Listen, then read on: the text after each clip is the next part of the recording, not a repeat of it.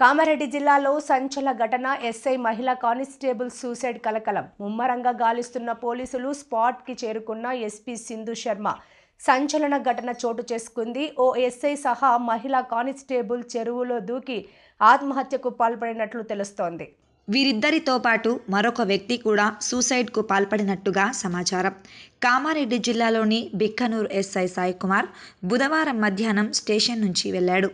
సాయంత్రం నుంచి ఆయన ఫోన్ పనిచేయడం లేదు. అలాగే బీబీపేట పోలీస్ స్టేషన్లో కానిస్టేబుల్గా పనిచేస్తున్న శృతి ఫోన్ కూడా పనిచేయలేదు.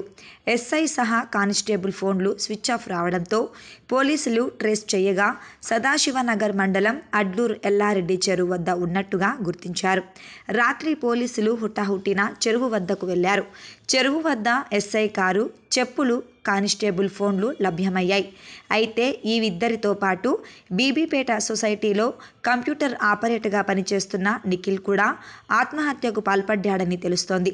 ప్రస్తుతం ఎస్ఐ, మహిళా కానిస్టేబుల్, సొసైటీ ఆపరేటర్ ముగ్గురు చెరువులో దూకిన ఘటన సంచలనంగా మారింది.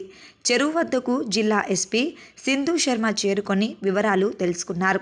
ప్రస్తుతం సదాశివనగర్, బిక్కనూరు, కామారెడ్డి పట్టణ సీఐలు, ఎస్ఐలు, పోలీసుల బృందం చెరువు వద్ద ఉండి బోటు సహాయంతో గాలింపు చర్యలు చేపడుతున్నారు.